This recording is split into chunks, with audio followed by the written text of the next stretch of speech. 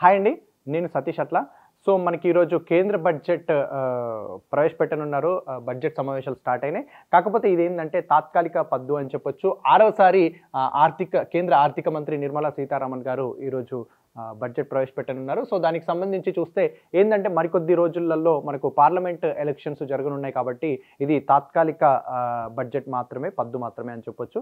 తర్వాత ఏదైతే ప్రభుత్వం ఏర్పడుతుందో దానికి సంబంధించి వారు పూర్తి స్థాయిలో బడ్జెట్ అనేది ప్రవేశపెట్టడం జరుగుతుంది. సో, మరి ఈసారి ఎదురు చూస్తున్నది ఏంటంటే దానికి సంబంధించి మేజర్‌గా వచ్చేసి చమురు గానీ, గ్యాస్ ధరలు గానీ తగ్గిస్తారేమో అని చెప్పి అనుకుంటున్నారు. అదేవిధంగా ఏదైతే ఐటీ ఇన్‌కమ్ ట్యాక్స్ పన్నుకు సంబంధించి కూడా దాంట్లో ఏమన్నా ఏం చేస్తారు అనేది కూడా అందరూ ఎదురు చూస్తా ఉన్నారు. మరి కాసేపట్లో బడ్జెట్ ప్రవేశపెట్టనున్నారు. అయితే ఇక్కడేందంటే సార్వత్రిక ఎన్నికల ముందు పేదల ఆశలు, మధ్యతరగతి ఆకాంక్షలు, వ్యాపార వర్గాల భారీ అంచనాల నడుమ 2024-25 బడ్జెట్‌కు మరి కాసేపట్లో నిర్మలా సీతారామన్ ప్రవేశపెట్టనున్నారు. అయితే పూర్తి స్థాయిది మనం ఇంతకుముందు చెప్పుకున్నట్టే పద్దు కాదు కదా.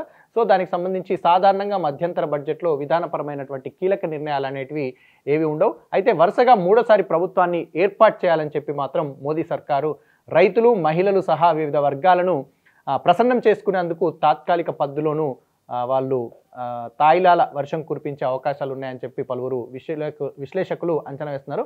అదే సమయంలో 2047 కల్లా అభివృద్ధి చెందిన దేశంగా అవతరించాలన్న లక్ష్యాన్ని విస్మరించకుండా ఇంకా మౌలిక వసతుల కల్పనపై మూలధన వ్యయం పెంపు ద్వారా భారత ప్రగతికి మరింత మెరుగైన బాటలు పరుస్తుందని చెప్పి అభిప్రాయపడుతున్నారు.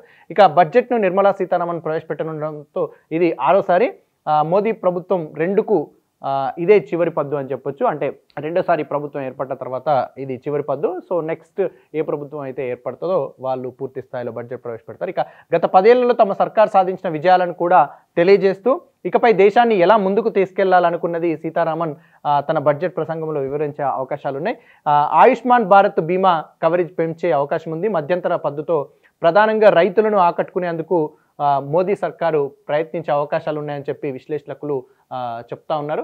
సో, పీఎం కిసాన్ పథకం కింద రైతులకు ఏటా అందిస్తున్న పెట్టుబడి సాయం మొత్తాన్ని కూడా ఇప్పుడున్న 6,000 నుంచి 9,000కు పెంచొచ్చు అని చెప్పి ఊహాగానాలు వినిపిస్తూ ఉన్నాయి. సో, ఆయుష్మాన్ భారత్ కింద ప్రస్తుతం కల్పిస్తున్న 5 లక్షల ఆరోగ్య బీమా కవరేజ్ని కూడా 10 లక్షలకు పెంచుతూ ప్రకటన వెలువడొచ్చు అని చెప్పి కూడా వార్తలు వస్తూ ఉన్నాయి. ఇక సూర్యోదయ యోజన కింద 1 కోటి ఇళ్లపై రూఫ్ టాప్ సోలార్ ప్యానెళ్లను ఏర్పాటు చేయాలని చెప్పి కూడా కేంద్రం యోచిస్తోంది.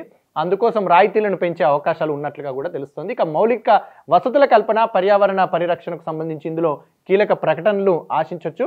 ఎన్నికల వేళ ప్రజలను ఆకర్షించేందుకు పెట్రోలు, డీజిలు, వంట గ్యాస్ సిలిండర్ ధరలను తగ్గించే అవకాశాలు ఉన్నాయని చెప్పి కూడా పలువురు అభిప్రాయపడుతూ ఉన్నారు. ఇంకా మరోవైపు సర్కార్ తమపై కరుణ చూపి ఆదాయ పన్ను భారాన్ని తగ్గిస్తోందని చెప్పి కూడా ఉద్యోగ వర్గాలు ఆశిస్తున్నాయి. సో, చూడాలి మరి. ఎందుకంటే ప్రతిసారి కూడా మనకు సంబంధించి బడ్జెట్లో ఏదున్నా కూడా ఇప్పుడు రాష్ట్రానికి రైల్వే బడ్జెట్కి సంబంధించి కావచ్చు, స్కీమ్స్కి సంబంధించినటువంటి బడ్జెట్ కావచ్చు, అట్లాగే ఏదైతే పన్నుకు సంబంధించినటువంటి బడ్జెట్ కావచ్చు, ఇట్లా చమురుకు సంబంధించి డీజిల్, పెట్రోల్, గ్యాస్కి సంబంధించి కావచ్చు, ఇట్లా ఇంకా ఏవైనా ఇతరత్ర వస్తువులకు సంబంధించి వాటిపైన ట్యాక్స్, జీఎస్టీ, సిఎస్టీ ఇట్లాంటి వాటిపైన నిర్ణయాలు తీసుకునే అవకాశాలు ఉంటాయి. ఇంకా రైతులకు సంబంధించి కావచ్చు, ఆరోగ్య బీమా కావచ్చు, ఇతరత్ర ఏవైనా కూడా దాంట్లో మనకి ఏమైనా వెసులుబాటు జరుగుతుందేమో, విద్యాపరంగా కావచ్చు, ఆరోగ్యపరంగా కావచ్చు, ఇంకా వేరే ఇతరత్ర జరుగుతాయేమని చెప్పి చాలామంది ఎదురు చూస్తూ ఉన్నారు. కాకపోతే ఇది ఏంటంటే మేజర్గా ఆలోచించాల్సింది ఇది తాత్కాలిక పద్దు ఉంటుంది. తర్వాత మళ్ళీ కొత్త ప్రభుత్వం ఏర్పడ్డ తర్వాత పూర్తి స్థాయి బడ్జెట్ అనేది ప్రవేశపెడతారు.